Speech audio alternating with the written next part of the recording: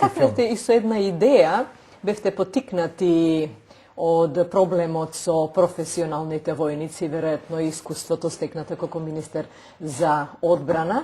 Што се случи со идејата за создавање, формирање на агенција за обезбедување?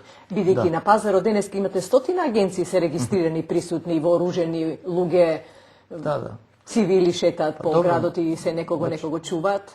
Значи, ние пред 6 месеци, ако може така се каже, иницииравме идејата за формирање на државна агенција за обезбедување. Тоа е се уште во фаза на иницијатива, бидејќи ја градиме поддршката.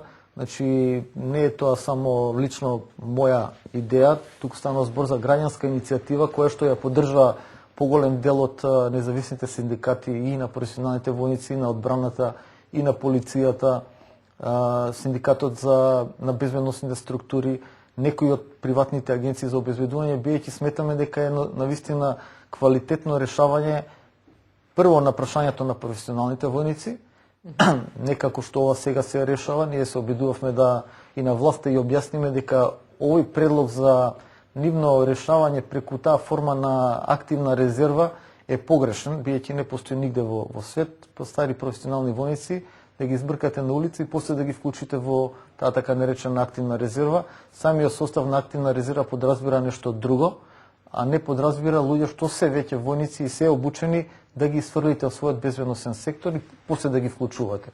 И генерално мислам дека е станал збор за неквалитетен предлог, меѓутоа тоа помина, како и се што поминува сега кај со власта. Не бевме доволно изгледа убедливи да им ја објасниме суштината. Суштината на државната агенција е во тоа што, значи, не само што автоматски ќе ги вклучи секој професионален војник од кога ќе надмине старосна граница, кој што ќе напушти армијата, ќе биде автоматски вклучен во државната агенција за обезбедување, туку ќе биде еден добар филтер и генерално за сите луѓе или граѓани кои што функционираат во безбедносниот сектор. Значи, зборуваме за тука и за луѓе кои што се во полицијата, ќе овозможен дополнителен филтер за влез на свежа крв, свеж кадар и ослободување од тие што се веќе во поодминати години, кои што сепак се едуцирани тоа да го работат. Во полицијата исто така. Мислам дека исто така еден добар проблем од прашањето на бранителите, кој што е исто така крупно прашање во државата, ќе биде решено, бидејќи ќе има огромна абсорбциона моќ самата државна агенција за обезбедување.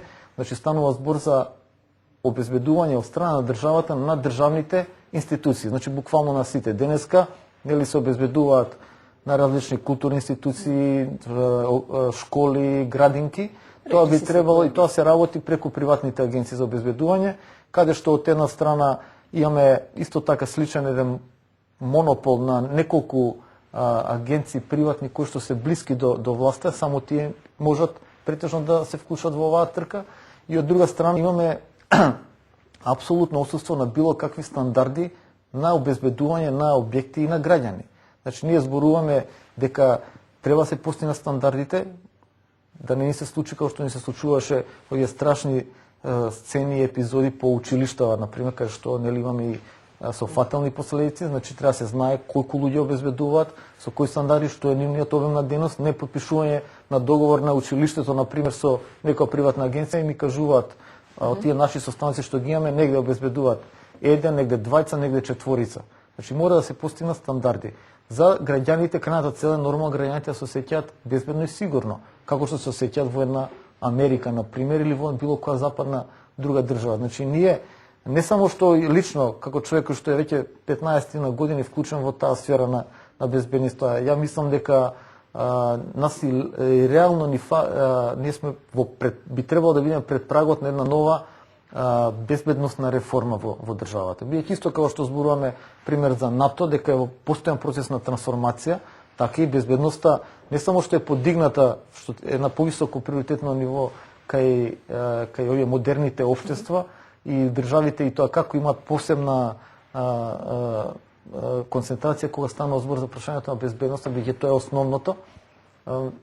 Исто така и државата е спремна да инвестира во сферата на безбедноста. И мислам дека освен нормално со државната агенција за обезбедување треба да има реформи нормални во полиција, во војски, во разузнавањето, нели имаше една иницијатива пред 2 месеца од страна на владата, лоша исто така.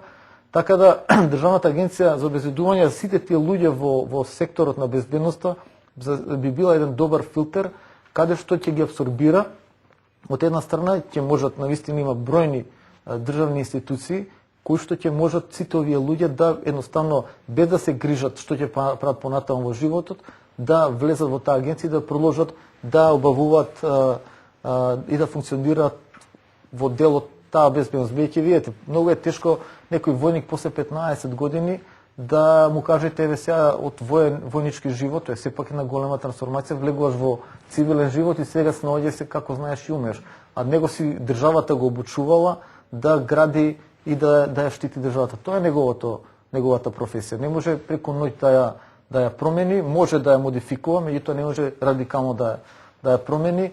И ние сме исто така, не сум далеко од овој модел кој што претежно функционира во Словенија, кој што го слушавме пред некој ден, каде што има одредена, би требало да се врз база на некоја соработка на Министерството, пример за одбрана со Стопанската комора, дека ќе се почне таа така наречена втора кариера. Тоа би било добро доколку имаме еден целосен систем како што е во Словенија, значи каде што професионалниот војник завршува, автоматски го зема Стопанската комора и го вработува негде.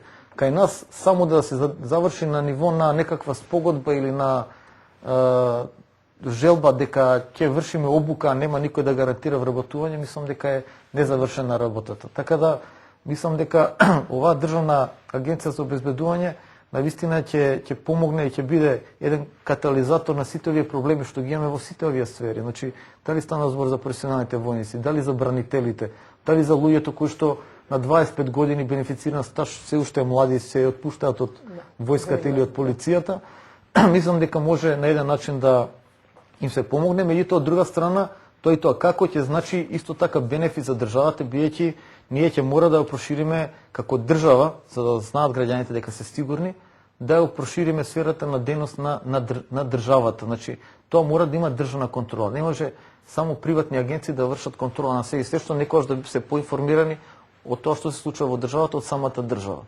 Тоа е сега така во западниот свет, мислам тоа е демократија, може некој ќе каже некаква контрола или било што, меѓутоа без безбедност нема ни демократија, нема ни развој.